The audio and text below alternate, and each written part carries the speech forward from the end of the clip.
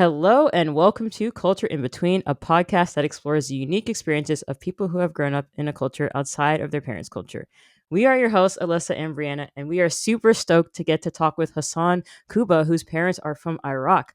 Hasan, thank you so much for joining us. We're really excited to get to chat with you today. Thanks for having me. It's a pleasure. Yeah, so I'll give a brief introduction to you, but Hasan is the award winning author, consultant, and coach. He is the co author of The Unfair Advantage, How You Already Have What It Takes to Succeed. I have it here on my Kindle.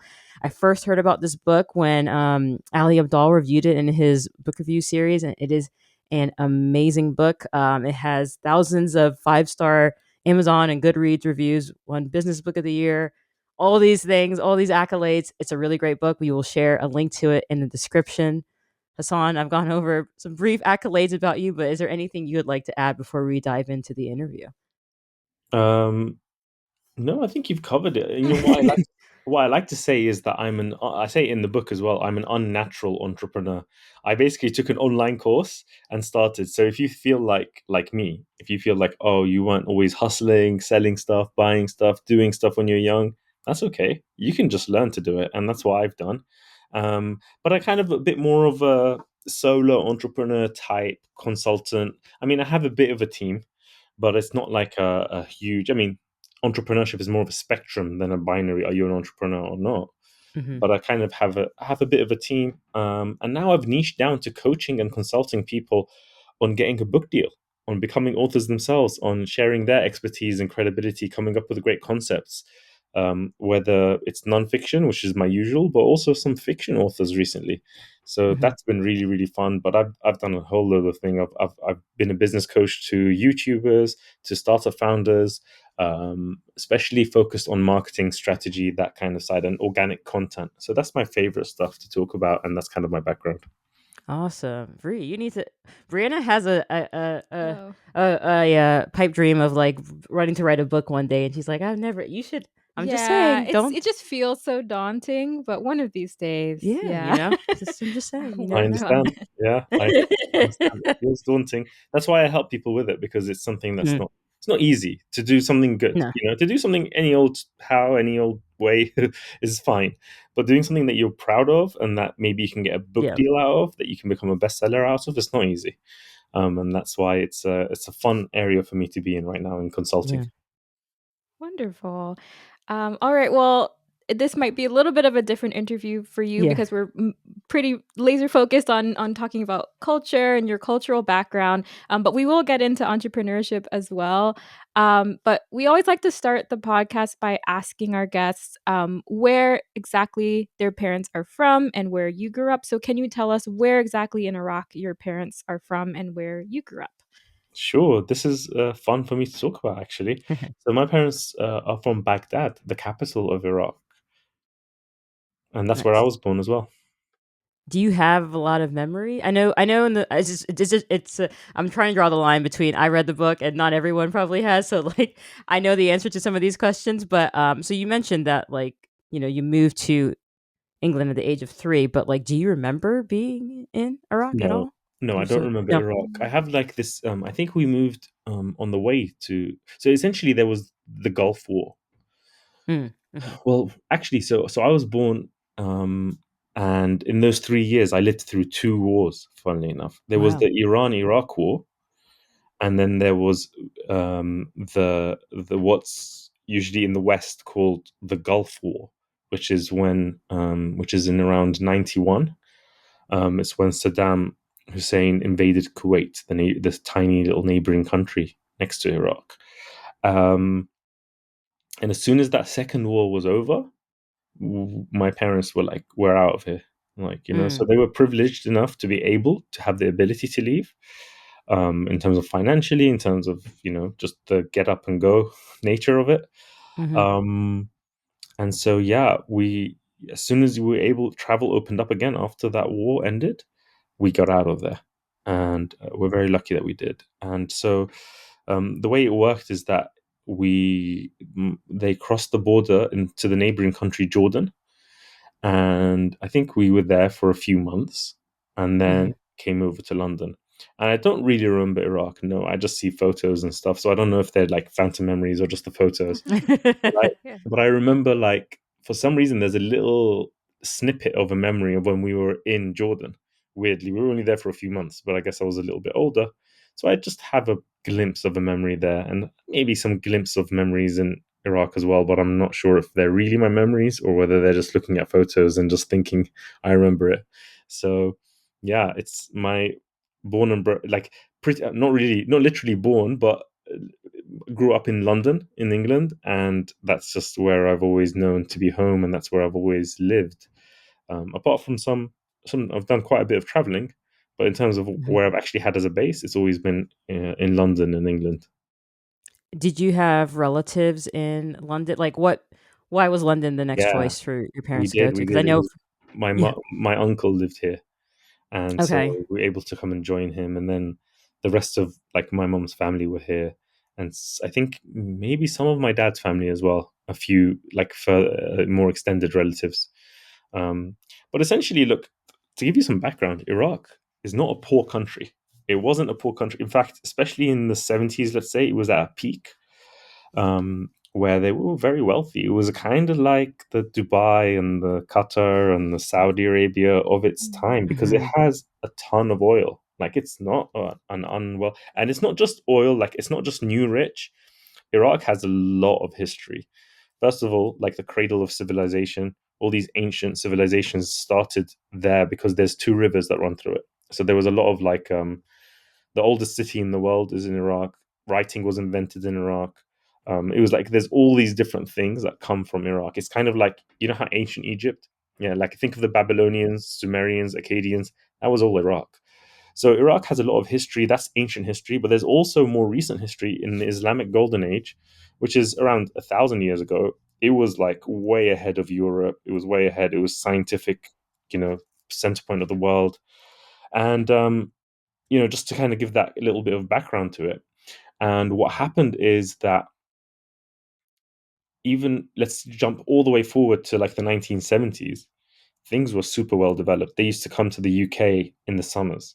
And like, so it wasn't something new. They'd already been, my parents used to travel to the US, to the UK. They were from a middle or upper middle class family in Baghdad. So Hmm. yeah, just to give that overview, because people kind of think, oh, like a war torn country. No, it's not like that. Right. It's became war torn. It had all these issues, um, but the reality is that it's even right now it's developing super fast because there's wealth, there's money there. So, yeah, just Mm. thought I'd give that background to it a little bit. No, yeah, I appreciate that. That's really great. I think that's, good for us to learn. That's why I always love doing these interviews. I feel like I learned so much. And yes, yeah, I think people do think, oh, war torn, this and that, and have preconceived notion about it. So that's great to hear that background. Good. Yes, I agree as well that it's really good to give that background because I think a lot of people do have there's a lot Mhm. of misconceptions about Iraq and really that part of the world in Yeah. general. Um And I would say, I mean, why I had asked specifically why, if you had relatives in England, is because, for our parents moving to the U.S., it's very common that like immigrants is like if they are, you know, leaving their country, it's like, okay, where are people that I know residing in at the moment? So I just was curious if they were kind of the first ones to go there or not. So yeah. yeah, and I was curious if you have any siblings. Did you have any Oh yeah. siblings that are older than you that lived in Iraq or no? No, younger than me. So I have younger Younger. Okay. siblings. And Mm, yeah, so like one of my siblings was born in Iraq, and the other was born in London. But okay. I'm the Okay. eldest. Yeah, Yeah. Okay. Ah, So okay. they definitely don't remember because if Yeah. you okay, gotcha. So yeah. Wow. exactly. Wow. Okay. Yeah. Okay. Interesting. So It's been even really, though yeah, sorry to jump in, oh, but go on. it's been really, really interesting to visit Iraq again as an adult. Okay. Okay.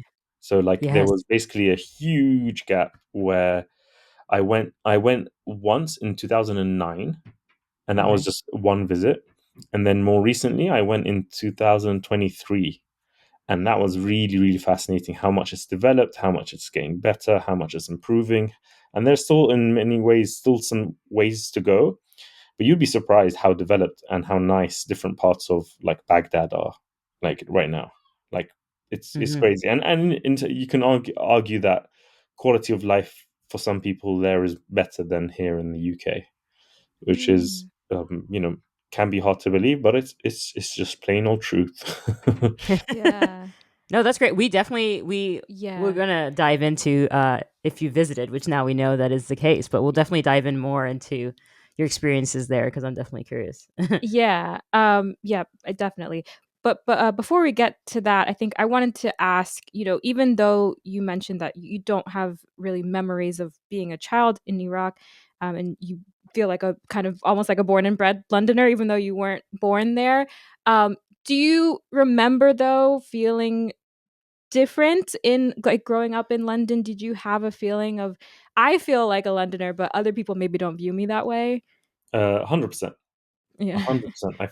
I felt very different. I felt like I didn't fit in. I felt like I didn't have the cultural sort of background. I felt like I didn't have the some of the words and the understanding because, at home we just spoke Arabic and we just had our Hmm. own culture.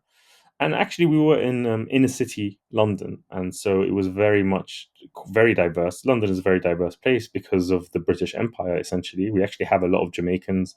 We have a lot of Yeah. basically, let's put it this way: there are a lot of East Indies and West Indies. So like Yeah. Indians, Yeah. Pakistanis, Bangladeshis, but also a lot of like Jamaicans and other kind of Caribbean, Hmm. um, African. It's different types of Europeans. London's always, since I came in the 90s, been a huge melting pot. Hmm. And I always felt different. I always felt like, so even though it was this kind of environment, I still felt like I wanted to fit in. I still felt insecure about my parents' accent when they spoke in English and, Hmm. stuff like that. So I definitely felt that. Mhm.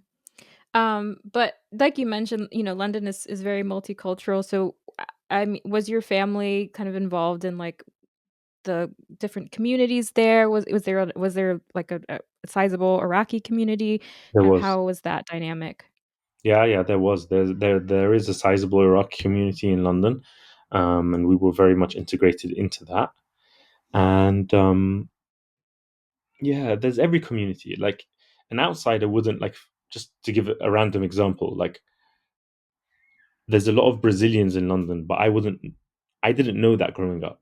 But once you meet Hmm. Brazilians, they're like, "Oh my God, London's full of Brazilians. There's a huge community here." And Brazil's a country with a very big population anyway. Um, Yeah. but my point is, like, that's how London is. Every kind of nationality has a sizable community in London. It's a very like in the States, you guys think of New York and maybe some other places as well as being a melting pot and very diverse. I think London is more than New York. I've been to New York, and yeah, it is Hmm. very diverse. London is even more so. Um, Hmm. so it's quite interesting. Yeah, so there definitely was an Iraqi community, and we were part of that, and that's what we plugged into. That's cool. Mhm. Nice. Yeah. So I do want to go back to how you said you visited. So can you tell us about those visits to Iraq and um, maybe how those came about Were you and visiting family or whatever? And like, if yeah. if, if you still have family there, and then like, if you Yeah. do, how you were treated? Because a common trope we kind of see is that like, you go back to your parents' country, and it's like sometimes they make fun of you for not being, you know, oh Mhm. well, you like for us it would be like you're too Americanized and all this stuff. So just curious, yeah, the experiences you've had. Oh yeah, 100%. So look, there. I really think like this. I've thought about this a lot, and it's interesting because socioeconomic background plays a big role. So and that gives you privilege. So we came to London without my dad came with like £200, which is like roughly like $300 or something like that, right?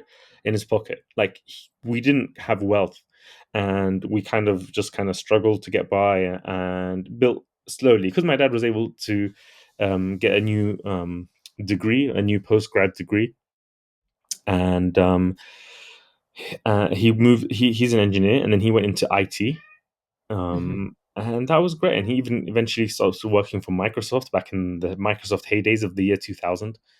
So we were able to slowly and start building up. Slowly, we became British citizens. Slowly, we were able to go on holiday and to afford our own house, and so that sort of thing. So we developed slowly. So we didn't come with a lot of wealth. However, even though we didn't come with money in the pocket, we did have that very educated, very like I said, middle upper class background of, Mhm. so it's like the kind of Baghdad elite, and that helped, um, because my parents were very academic. They were able to push us into working hard here and doing well in Mhm. school and etc. Why I mention that is because what happens with immigration is it happens in waves, and the ones who have the ability and the money to leave earlier are usually the more Mhm. privileged, and you end up having a brain drain. So it's the more educated, the more higher status jobs, the higher status positions in society leave first. So it Mhm. really can destroy and really affect a country when this happens. That's why wars can be so, in addition to the actual casualties of the war, but you also have these second order effects of like people leaving and having a brain drain.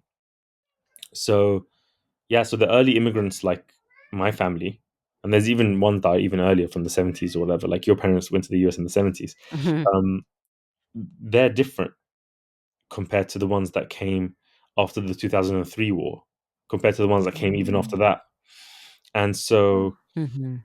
the other difference to talk about is for most, I mean, the US is a little bit different, but for most countries, the difference between the capital city and the rest of the country is a huge difference. Like the provinces Mhm. is like less educated, it's a little bit more backward, it's more conservative, it's more etc.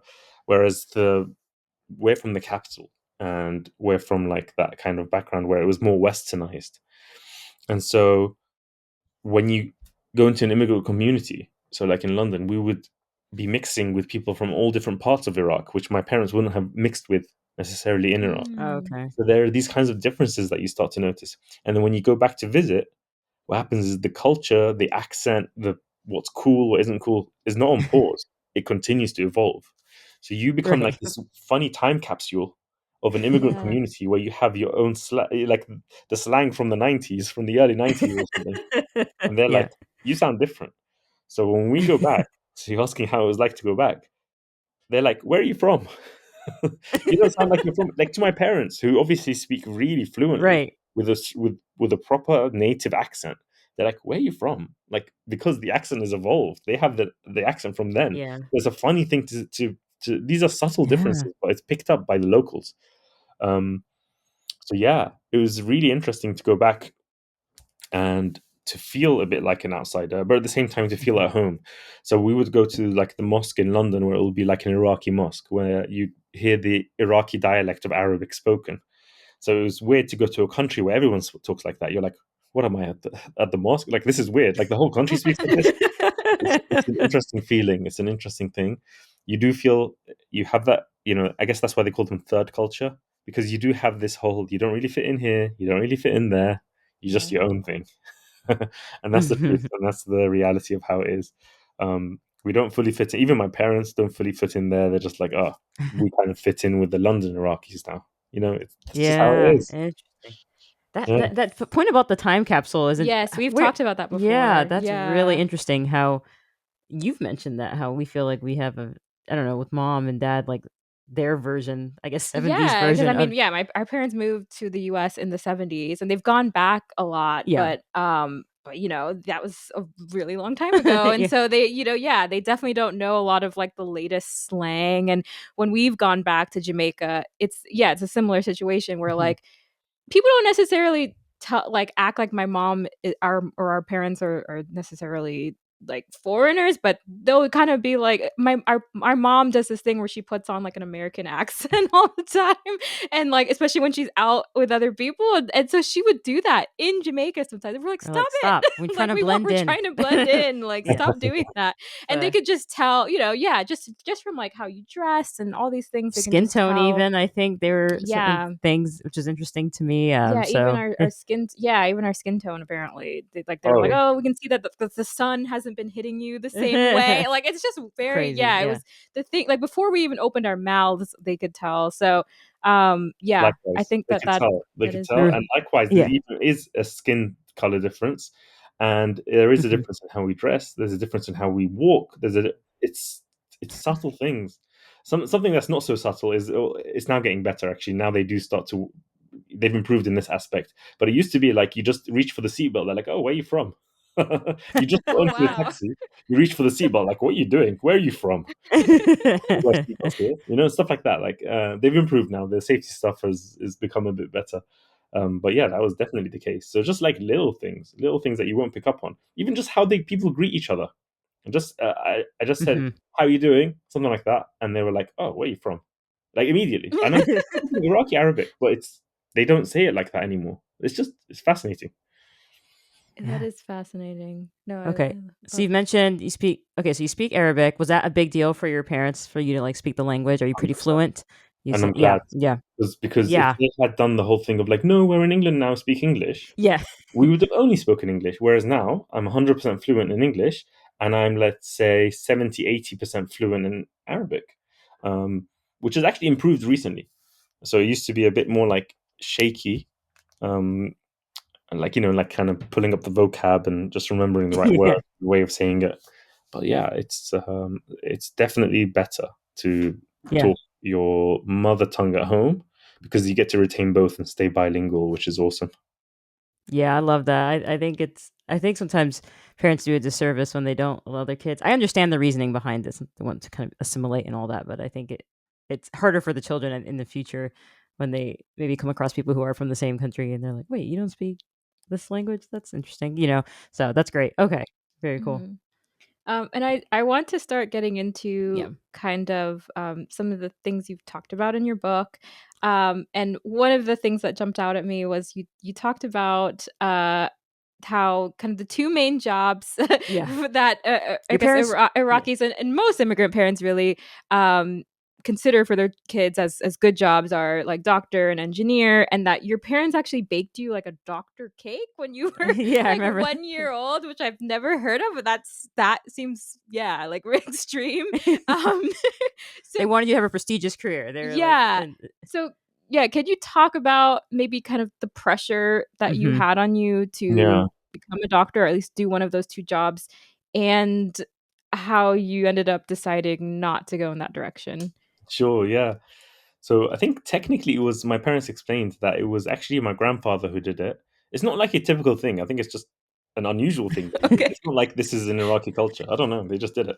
But I think it's normal to say, "Oh, you're going to grow up and be a doctor." Like that was normal. That was like a. Mhm. It's just. I think it's normal even in like Western society to kind of, Yeah. just if you just go back a few generations, it was normal to do stuff like that. Like it was just like nowadays we all have maybe too much of an emphasis on like choose your own fate, pick your own thing. Follow I your think dreams. Yeah. maybe the pendulum swung too far now.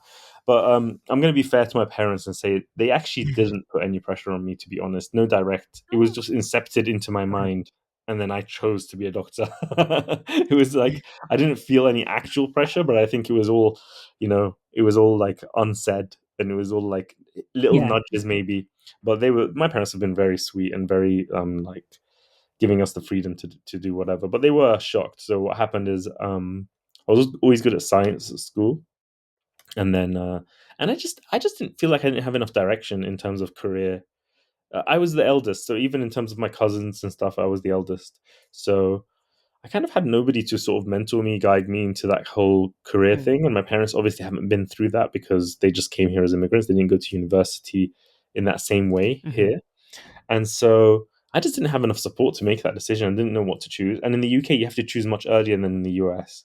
In Mm. the US, you can Oh. kind of go to college, like university, and then you kind of decide what your major is later or something. I don't know exactly how it Yeah. works. You Yeah. different levels. Yeah. We don't have that. You choose the subject at 18, not even at 18, at like 17, you have to kind of apply. So so I didn't know what to choose, and I was like, "Oh, I guess I'm good at science, and saving people's lives is great. So let me be a doctor." Um, the problem is, I decided that too late, and I didn't get the relevant experience that you need, the extracurriculars and stuff like that.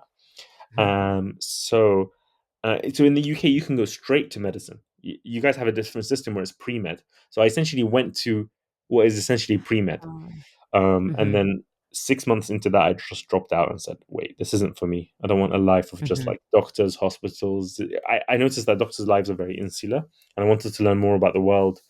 And the exams were coming up and I wasn't studying. So that's the other side of it, which is the other side. So I dropped out, and they were shocked. And I felt very directionless at the time, and I just didn't know what to choose or do. And I decided to do economics because I didn't know what it was, and it sounded interesting. And I kind of looked it up, and it says something about allocating resources efficiently in society, and I was like, ooh. And it's about money and it's about stuff like that. And I was like, okay, this is interesting. And I specifically chose a university that focuses on developing countries. So it has like a focus on Middle East, China, Asia, Africa, that kind of thing. So Mhm. I applied for that university, and I didn't have any backups. Like I didn't have any plan B. I was like, I want to go to it's called SOAS University, the School of Oriental and African Studies, which is Mm. essentially, it was set up, I think, in the 1920s or 30s to manage the British Empire. So it was actually like the School of Oriental and African Studies. And I decided I want to do economics there. It's a good university for economics. And I applied, the deadline was like the beginning of the year. And I remember I applied in like May or June. So way past the deadline because I dropped out of university. And then I was one grade short, but I decided to what's the right phrase, to kind of sneak or talk my way in. So I looked, Okay. Mhm. yeah, I looked up the undergraduate admissions tutor, and I'm kind of old, so this is before everybody had their picture on the internet, but he did. He had this fuzzy pixelated picture. I found it on the website, and it said his office hours, which is for students, not for anyone. But I just showed up, and I convinced him, that I want to get in and why I want to get in, and I want to help Iraq and all these things. I prepared this little spiel, and it worked, and I got in, and then I had another dilemma of what do I do after doing economics, because typically Mhm. people work in what's the equivalent of Wall Street here in the UK, which is, it's called the City of London. It's where all the banks and the investment firms and hedge funds and all of that stuff is. And it didn't appeal to me. And so I went down this whole other path of like, when I graduated, I kind of didn't get a job. I just waited and kind of explored what I might do. And then I found this online course, which was all about setting up a freedom business. And it was kind of inspired by the Tim Ferriss's 4 Hour Work Week, if you guys are familiar with that. Mhm. Um, Yeah. and Yeah, I just took the plunge. It was $2,000 at the time, which was a hell of a lot of money for me. Think about this. This is 2012, so this is like before inflation. That's like 5 grand a year. And I just went for it, and it was tough, but I got there in the end, and I just carved my own path. It's all because I didn't want to have a job. I didn't want a boss. I didn't want to. I saw working for a bank or something like that a way to make rich people richer and no Mm. work life balance, and I didn't want that. And that's essentially what motivated me. So yeah, that was my kind of journey. It was like I didn't want to be a doctor Nice. anymore, and then I just kind of just kind of floundered and figured things out and just kept working at it and followed and carved my own path in that way. So Yeah. I so love now this because we're there now in 2025. It's been 11 years now since I've had a proper job and a proper boss, which feels good. yeah, yeah. That's so cool. Yeah, I know, touching on parts of the book that we read. So a few things that you mentioned there that really stood out is I know in the book you mentioned doctor engineer were the two. We have That's the right. the three doctor teacher lawyer. Is it no doctor engineer lawyer? Though I Yeah. think mom would sometimes say doctor teacher lawyer because her mother was a teacher in Ah, Jamaica. But so those are the top three for her. And I love that you took the course on how to start your own business. And like that was really your initial investment. And what kind of stands out to me there is that even though you mentioned like didn't really know what you wanted to do, you're kind of floundering. I actually have a minor in economics, so I understand that interest in like wanting to learn about money and stuff like that. yeah, Like you still knew, it sounds like, what you did not want to do, I guess, which isn't, even though you weren't like quite sure, What you maybe exactly. did we want want, to yeah, do. you were Yeah. like, I know I don't want to work for a boss. Like I want to work for myself and kind of pave my own path. So I find that to be a very interesting parallel. Just to kind of uh, maybe backtrack a little bit. How did, for lack of a better term, breaking the news to your parents when you told them you were like dropping out of med school and that you didn't have a plan? Were they supportive? How did they react? Just kind of curious. No, well, actually, it's now all a blur. Like I don't remember at the moment I told Mm, him. I don't remember. Like it's all like now just one big blur. I remember I was kind of semi-depressed because I was just felt directionless. I was kind of like just feeling mm, quite low, and because I didn't know what I wanted to do with my life. Um, and yeah, I just had a lot of angst. It was like I had a lot of my teenage angst and stuff like a bit late. Well, although that mhm. was like 18. But yeah, I kind of feel like I had a lot of that teenage angst, but a little bit late. I had it like at college. Like, like you're supposed Yeah, to have it when yeah. you're like 15, 14, 15. I had it when I was like 18, 19. So I feel like that's kind of what I went through. Um, I just wanted to touch on the whole, yeah, literally, it's like either doctor or engineer in Iraqi culture. And that's Mhm. very common in kind of developing countries to have like those two. Yeah. What even more interesting I found is that they didn't even choose what they'd become. It was based on their grades. So if they were top grades, they become a Um, doctor. If it was second, it was engineer. If it was third, I don't know what, like accountant. I don't know. But like, yeah, it's so interesting how, huh. again, taking that whole, we have this whole thing about choice and you make your own choice and you Yeah. come, what do you like and what's your passion? That wasn't even a consideration. It was like, what's your grades? Okay, you're a doctor. Yeah. Next. Yes, Yeah. yeah. That's so true. I mean, because my mother has actually said that before. She's like, I feel like sometimes you kids in America have too much Too choice. She's like, too many, many. When I yeah. was in Jamaica, we didn't have all those choices. And I'm like, oh, well, she has said that a lot to us. Like, you guys don't know what to do because you have too many choices. It's Yeah, like, it can be a yeah, negative. It can be a yeah, negative. There's that whole for thing sure. about the paradox of choice. It's not necessarily a positive thing. You Hmm. can get overwhelmed with kind of decision fatigue or just kind of not with all the when you I think there was a thing about like they did this experiment where it was like a farmer's market and they had different types of jams, like like jellies, jams, and they had like I think they did an experiment where they had like five different flavors and another one they had like 20, and they had less sales when there was more flavors because Mm. Mm. people will just be like and then just choose one. Yeah. It was just Yeah. too many choices. Whereas if you have five, it's kind of more clear.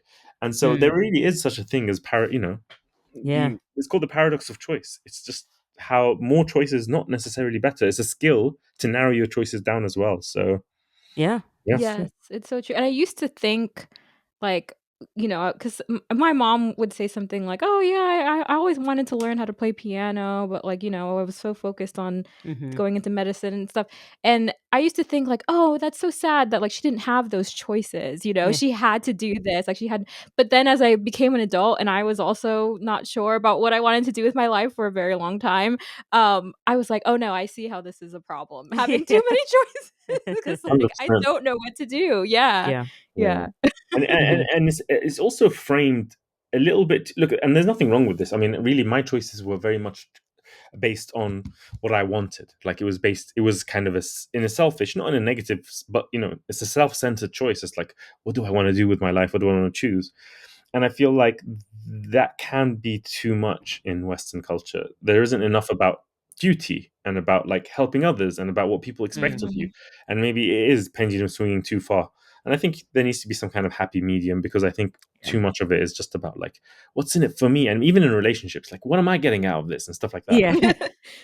Yeah. If you look at traditional cultures, they don't see it that way. They see it as like duties and responsibilities Yeah. and what people want and what expectations are. And that can be, expectations can be a negative thing too. So, yeah, I just think, we can go too far the other way. That's all. Absolutely. Yeah, that's so interesting. I've found that like in the Jamaican culture, I'm not sure if it's the same in Iraqi culture, but family, like taking care of others and like, knowing your neighbors and stuff is a big deal. Whereas here it's very much, yeah, what I like to think of the Janet Jackson song, "What have you done for me lately?" Very much sometimes is kind of Yeah, how we operate.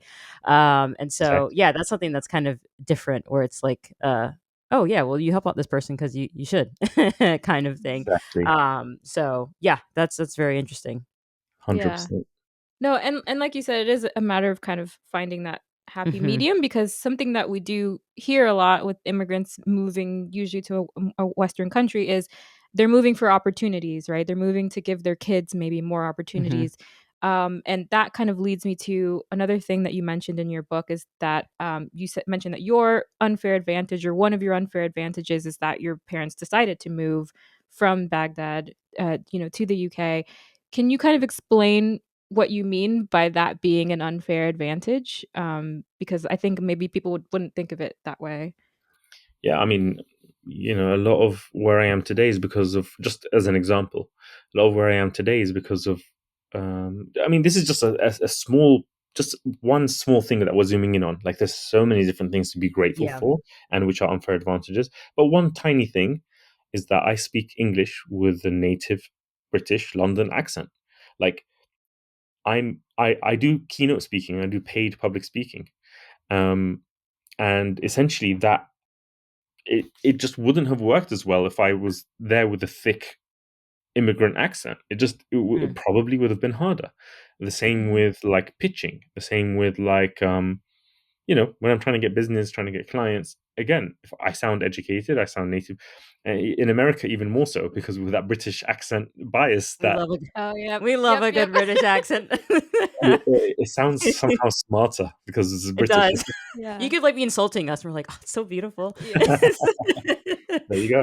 So it's that's just one tiny aspect of it, let alone all the opportunities, let alone the fact that in the 90s there were all these sanctions placed on Iraq, which was Mhm, purportedly to punish Saddam Hussein, but who actually got punished? It's not like he got hungry.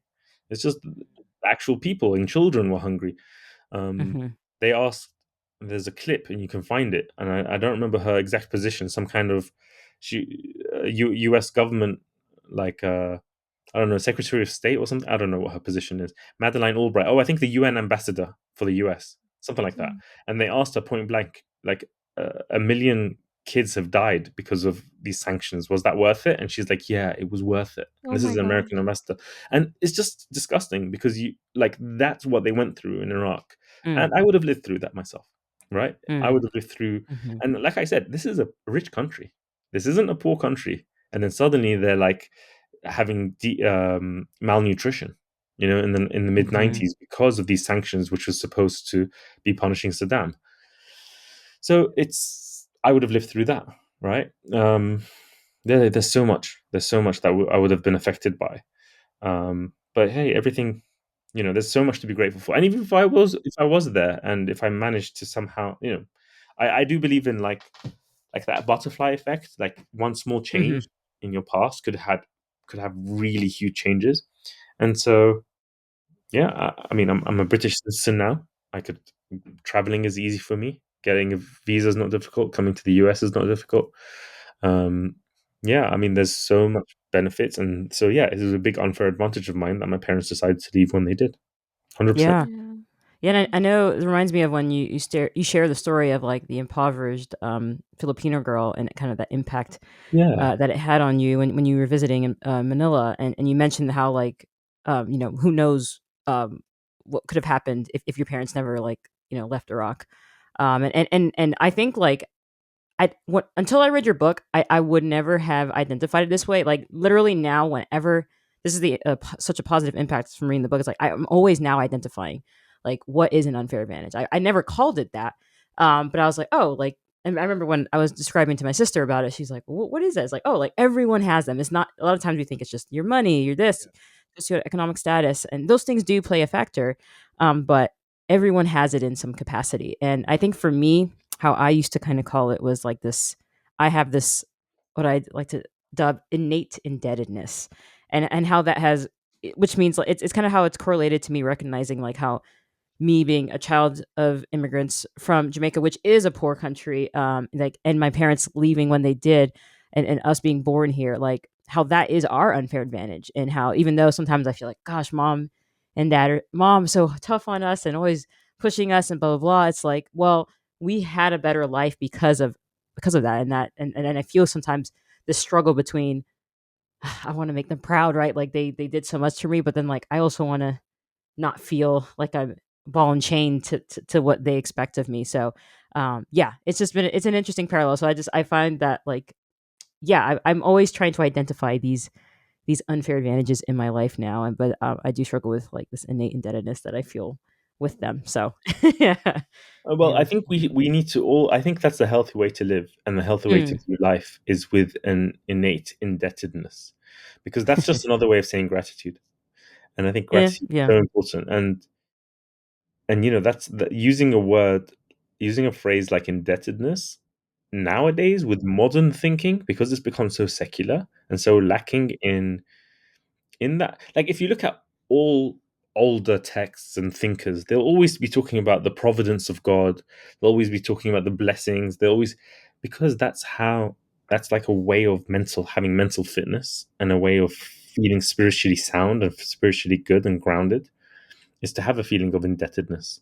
In Mm. Islam, we're taught to be indebted to our parents, and we're taught to really value them, to really um, look after them. It's such an important thing. Yeah. um, and it's said that even if I mean, there are bad parents, right? There are people who have been really bad parents, and even if they've been awful and abusive, and God forbid, all these terrible things, there's a thing about not cutting them off, even if they're that bad, even if, Mm. like, they've literally traumatized your childhood, let's say. um, it's like you have to stay in touch. You have to ask about them. You have to, and look, Hmm. you do what you can, right? Like, but even if they're bad people, let's just go to an extreme and say that you don't cut them off, and it's just an important part of, like, that kind of familial Yep. bonds and cohesion and community, and it starts from family. And yeah, Absolutely. so that indebtedness is like an indebtedness to parents, an indebtedness to God, an indebtedness to teachers. Anybody that Mm. teaches you anything, you have to respect them. It's just, Yeah. this is such important stuff, and I think I I love that you agree. said that. I just thought I'd just mention that. Yeah. Thank you. I think yeah, we're very big on respecting our elders and stuff. And sometimes I don't know, I just feel like an old grandma. Sometimes I see some of these kids telling their parents like, "Shut up, mom," and do it. And I was like, "Oh my gosh, if I ever did." First of all, I'd never think to do that. But Yeah, like, we grew up in a house where we had to say yes, mom, yes, dad, like very respectful. And I think sometimes that's losing it a little bit in same. And today's you're culture. in the South, where they have that a bit more in the US, where Yeah. they have, like, yes sir, yes ma'am, and all that kind of stuff. And yeah, I'm the same. Like, when I used to see on TV, or just some white kids that I know who will tell their moms to shut up, I'll be like, what? This is like the most Yeah. frivolous thing in the world. How the hell did you get away with saying that? We Yeah. get beaten for that. Like, we would Yeah. never, like you said, we would never think of saying that. So it's No. crazy. Yeah. Yeah. Yeah, and I feel like that might be even part of the unfair advantage is kind of some of the values Hmm. that you get from Oh. growing up with immigrant parents, maybe. I don't Yeah. know, just a thought is that yeah, because if you had just grown up in, like, in your case, British culture the whole time, you maybe wouldn't have that mindset of feeling indebted to your family and to people who teach you and things like that, Yeah. in the same way that you do now, having those values kind of instilled in you. 100%. And there's value in both, because there's a lot of things in, like, Hmm. we touched on individualism, and we touched a little bit on the whole collectivist or community driven mindset, where it's based on duties, based on responsibilities, based on, looking after one another. Hmm. And but also, you know my path has been in that kind of individualistic way, going, no, I'm not doing that, I'm doing this, I'm going to do my own thing. And so, you have to get the best of what you can from both. Take what's valuable, take what's useful, try and find a good middle ground. Yeah. It's also bad to just kind of sacrifice. To an extent, it depends. Sometimes it's worth. So I really believe that sometimes it's worth sacrificing happiness for a greater cause. But Mm. sometimes it's not for a greater cause. Sometimes it's just like some kind of expectations or some kind of things which aren't actually important.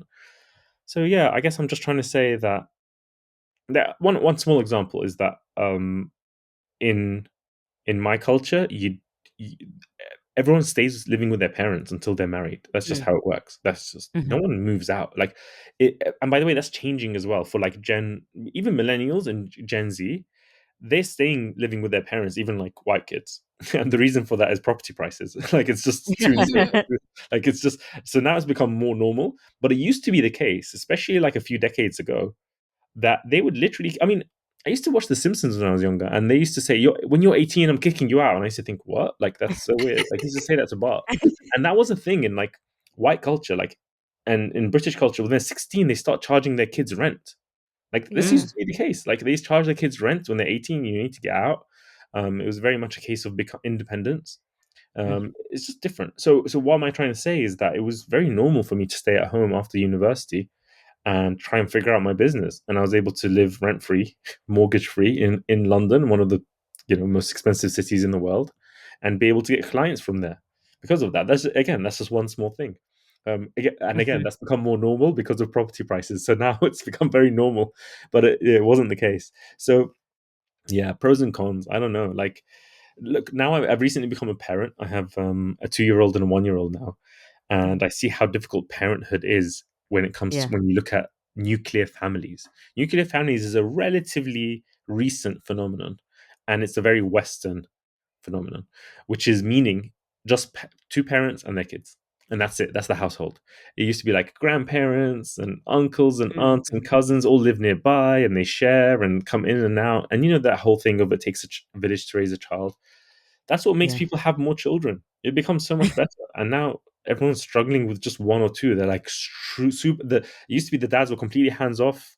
That's not necessarily Right. a good thing, but it feels like even when the dads were completely hands off, the mums were coping a lot better. Now the dads are like half involved, and they're still both of them can't cope, and it's crazy. So I'm seeing that with other parent friends of mine, and I'm seeing it with myself.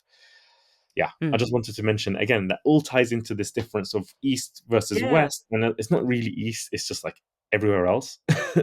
Yeah. um, there's, Yeah. there's a researcher, I've forgotten his name now, but there's a book called WIERD, WEIRD, and it stands for Western Educated Industrialized Hmm. something developed. I don't know if you've come across this.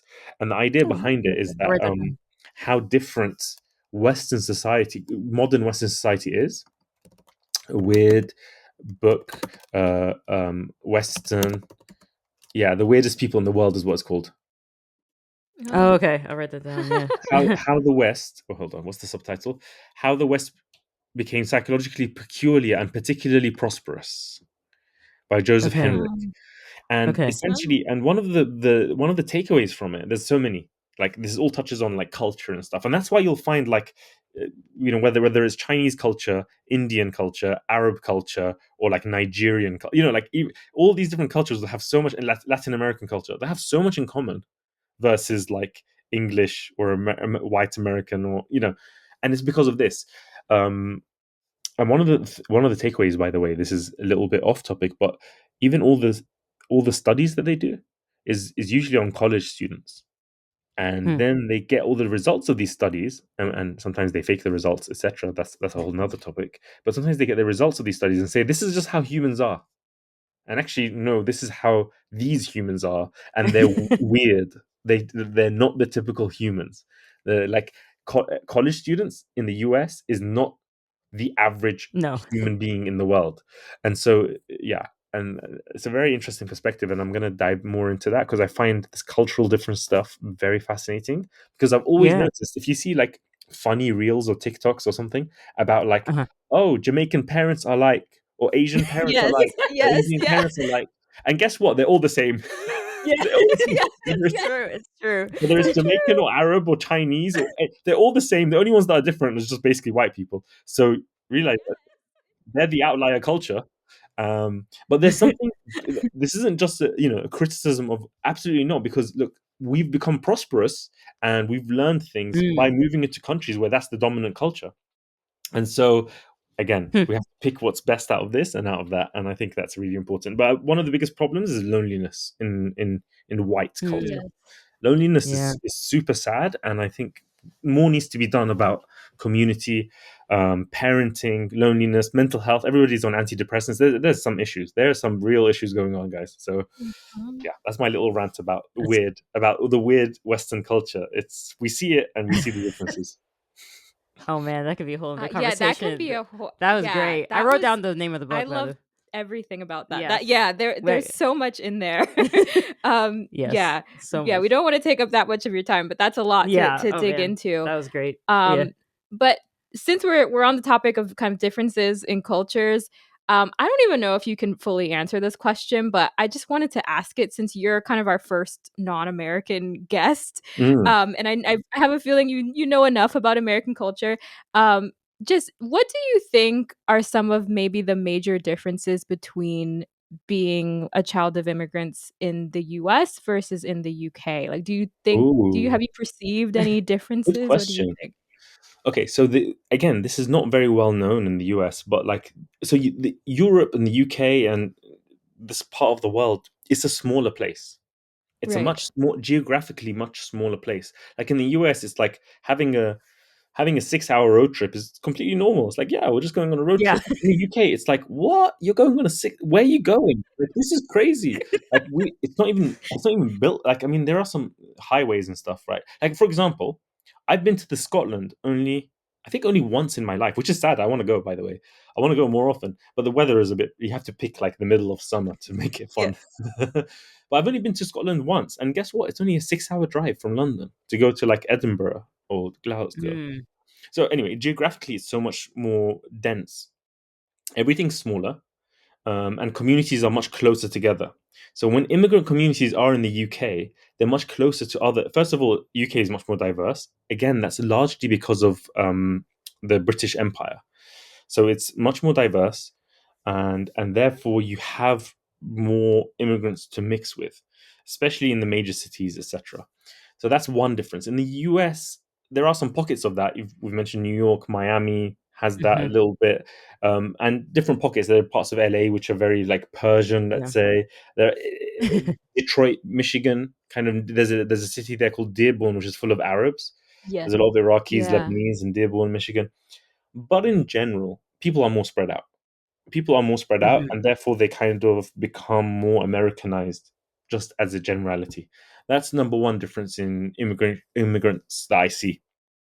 Number two is just the difference between different like British and American culture, and it's not just British. It's old world versus new world. So essentially, let's say American Canada to an extent versus like Europe, Middle East, Asia, which is that, and this is a positive. America is much more of a optimistic place.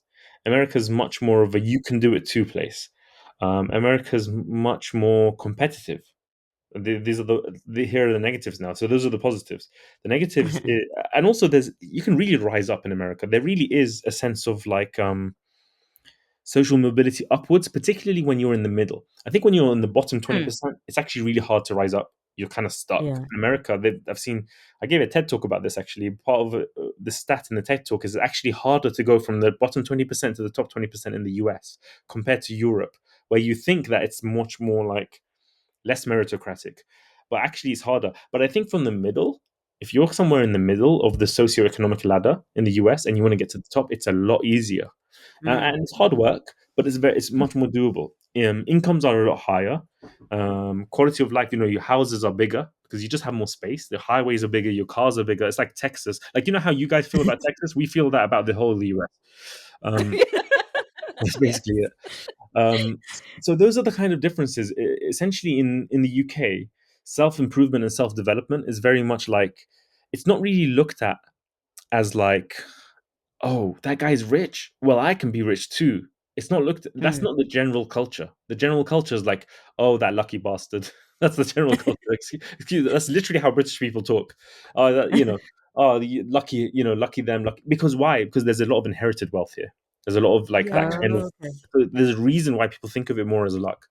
In the US, you also have a lot of inherited wealth, but the mindset is still like, self-made, Yeah. go get them, American dream, etc. So those are the major differences that I see. The other big difference is healthcare being free is a huge Yeah. Mm. difference. Yeah. Yeah. Um, Work-life balance is a huge difference. You work a lot harder in the US. You have less paid time off and less Yeah. vacation and less everything. Um, but yeah, but then customer service is a lot better. People are friendlier. People are smilier. Yeah. Pros Pros and and cons. cons. Yeah. Yeah. But Sure. I before I forget, because I wanted to get back when we were talking about kind of race in the US and all of that. This is a curiosity of mine because again, you're your first non-American guest. In the US, we have like when we take standardized tests Oh, from when we're yes. little Yeah, I meant kids, to mention we that. have to decide like in on the test like You have to one of the check it. first questions is like what race are you? And you have like boxes to check like Mhm. black, White. Black, non-Hispanic, Hispanic, Mhm. white, yeah, all these, and yeah, so you literally have to check a box from when you're a little kid of what you are, because they apparently historically they've used it because of the racial inequities, and it's trying to correct it with that, I guess. So they're trying to keep track of it. Does that exist at all in the UK? Or It does. They Oh, do okay. tend to keep records. We don't have it at the beginning of every test, and it's often optional. But we do have it in a lot of forms where it'll say, "What ethnicity are you?" And then it'll be like these boxes, and then I'll always be like, "What am I? Asian other?" Or what? Like I'm always like, I don't know what Arab is, because of technically we are Asian. But if I put Asian, they think that's Indian or Pakistani or something like that. Yeah. In the US, Asian means East Asian, and the Yes. word Oriental is like got this kind of weird pejorative thing, whereas in the UK it's Yeah. normal to say Oriental. What I mean, it literally just means Eastern. I don't know. Some things just start to develop a pejorative character where it becomes a bit rude to use, where it's like it doesn't mean anything bad. Yeah, I mean, this whole thing of categorization is really, really interesting and really funny. I was listening to a nice this is just an interesting thing I'll share with you as well.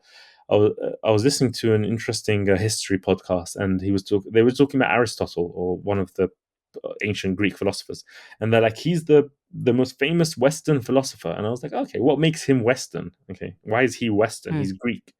Greek people pretty much look like Arabs. Like they're literally next door, and because they just create these artificial like boundaries of like, okay, Greece is in Europe, and then like like what's close to like Lebanon is in the Middle East, and it's like they're literally like, I don't know how long of a boat ride from each other. They look exactly the same. They have the same kind of Mediterranean culture where they'll have olive oil, and they'll have flatbread, and they'll have like like yogurt dips, and they'll have yogurt drinks.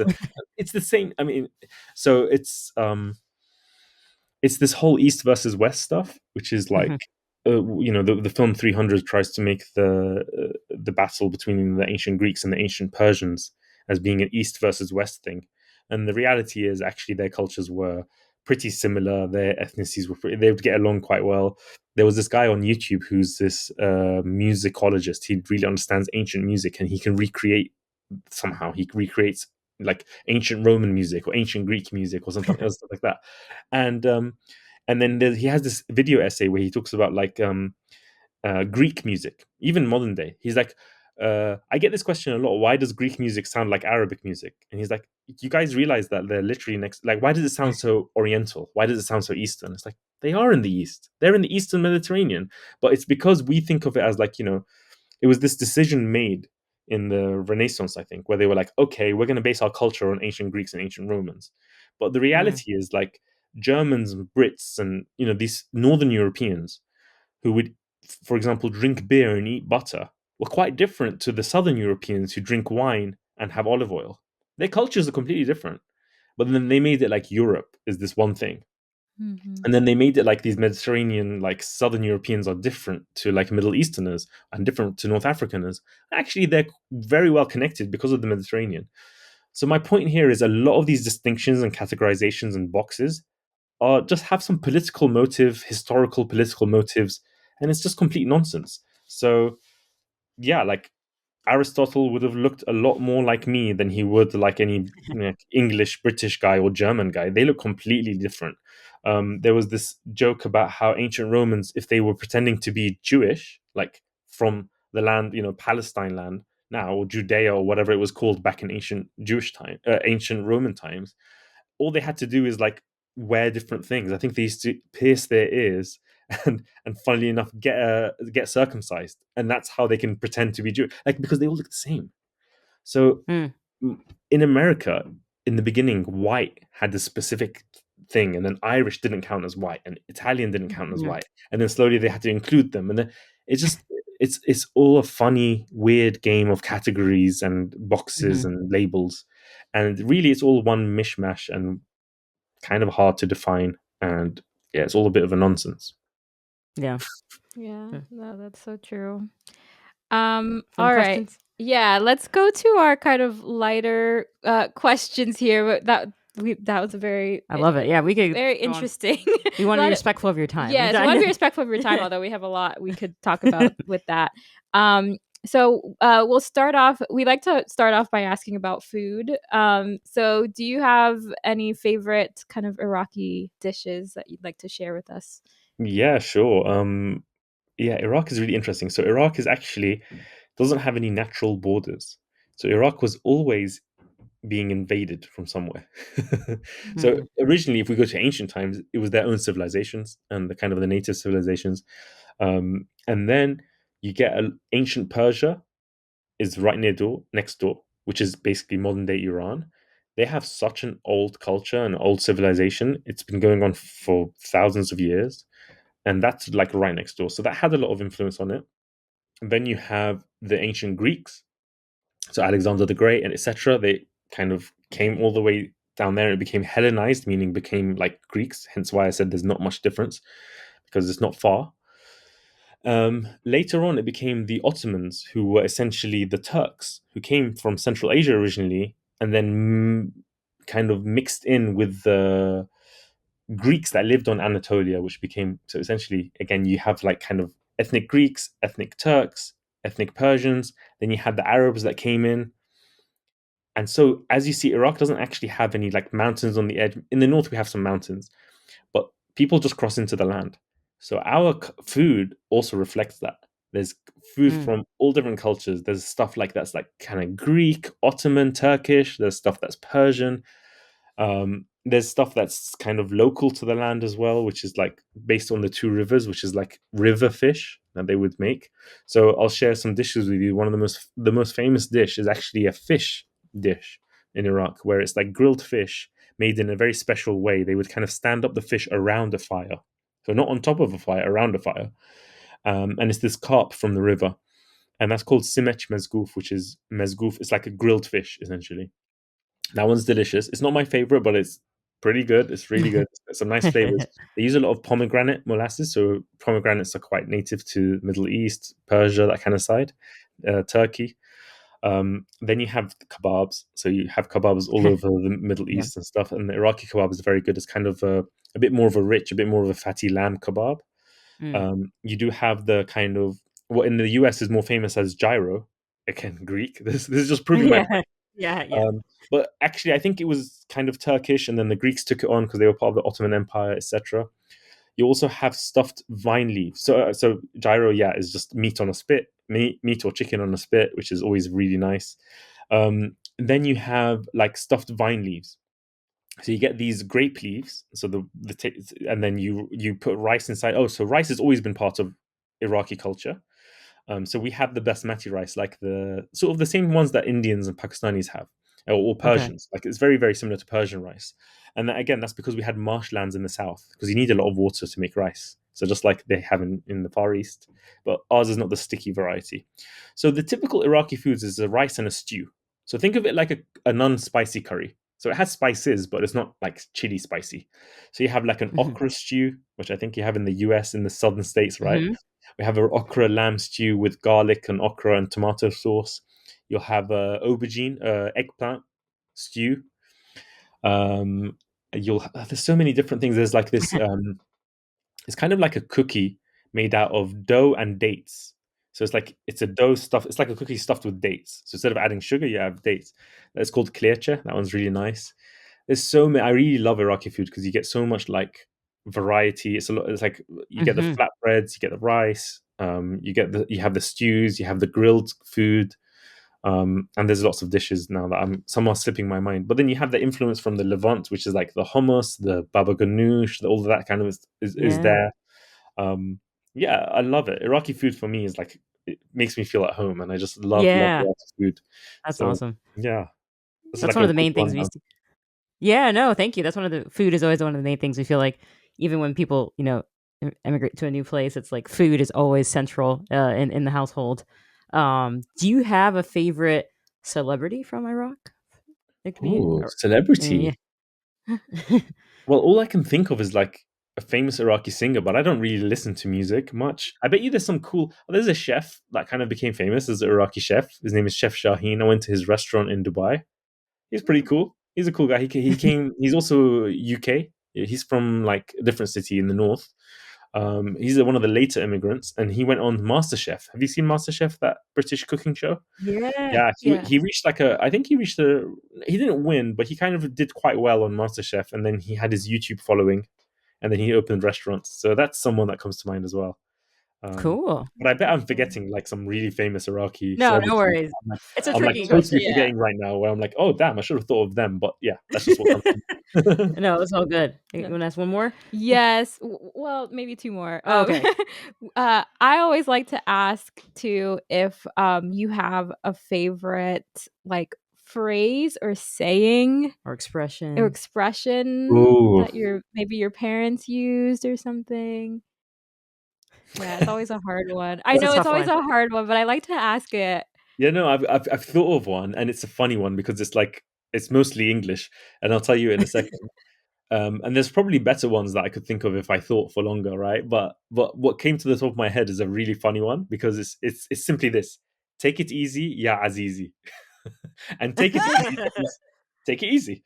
And yeah, Azizi is pretty much just because it rhymes, but it means my dear, my dear. Take it easy, my dear. Oh, Okay. And it just means like, take it easy. It's all right. It's all gonna be fine. And that's just what's come to my mind. And it's more of a jokey. I don't even know how common Yeah. it is, but it's something my parents that would sometimes say. We'll say, "Take it easy, yeah, Azizi," and that means Oh, "Take that's it cute. easy, that's my dear." I love that. That's that's cute. cute. Yeah, I like that. Very nice. Abs- Okay, I like I that. I like like that Well, that. then one. I'll tell you some famous phrases. There's like "shakumaku" is a known Iraqi phrase of like, "Hey," it means "what's up." It just means "what's up," and Okay. shaku means "what is there," and maku means what isn't there, kind of. What means nothing. So it's like what Okay. is happening, what's not happening. It kind of means what's happening, what's not happening. But it's just a funny. Gotcha. It's shaku maku because it rhymes. It's just like shaku maku. It's a known Iraqi phrase that like other Arabs when they find out I'm Iraqi, they'll say to me shaku maku. And so Oh, that's a funny thing that they'll say in Iraq. The other thing that is known for Iraqis is how we say "How are you?" The phrase in Arabic is shlonek, which means "What color are you?" So the oh, literal translation is "What color are you?" Just meaning like I guess because like if what's the right word? Metaphorically, you're different. If you're happy, you're a different color to if you're sad. It's a reference to Mm, emotions, not a literal reference to like skin color or anything. skin color. So Yeah. shlonek is a known Iraqi phrase as well, which means "How are you?" It basically just means "How are you?" Oh, cool. nice. Yes, I love that. I love that question. The answers We that get your we interesting get answers. We from that do. question is always so great. Okay, and our last question is do you have like a happy place in Iraq from when you visited, or it doesn't Something that even have makes to it feel be like a home or something. Yeah. yeah, or it doesn't have to be a place. It can even kind of just be A like memory a or. memory, yeah, from Iraq. Oh, I wish I had more memories in Iraq. I don't have that Yeah. many Mm. because I just went once when I was like, how old was I? 20, and then or 19, and once when however old I can't even do math, and then once much more recently. But I'll tell you what, there are some religious shrines in Iraq of like the grandson of the prophet, the son-in-law of the prophet, the first imam in Shia Islam. So these are really like I need to like show it to you or something, or you need to see like TikToks or videos of it.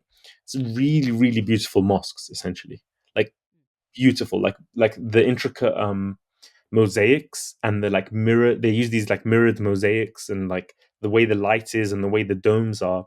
It's really really beautiful and it's very spiritually resonant.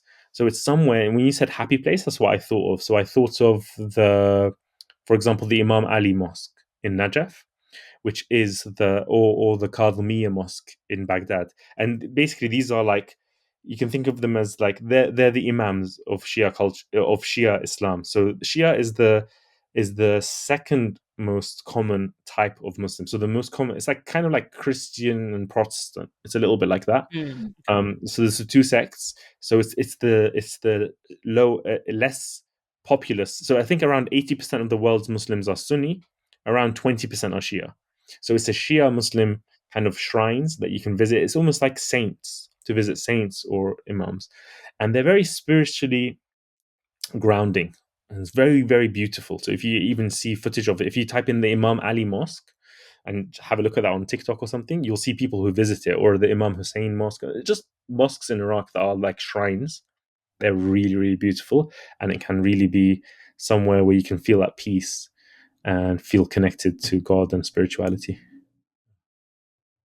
Very nice. Okay. Awesome. Yeah. This has been a fantastic conversation. We've had so much fun. Hassan, we really appreciate you taking the time to speak with us. I know Brianna's loving this Oh as her yeah. Well, yeah. lover of London. No, but it's just an honor to meet you. It's so cool. Author of the book and everything. But no, I really loved. We could have gone down so many different other pathways, but we really appreciate you taking the time to speak with us. It was a lot of fun. It's been really fun. I love talking about culture. I love talking about differences, how it was brought up. You can see I've thought about it a lot, so it's something that I'm definitely Yeah, for fascinated sure. by. Awesome. Thank you so much.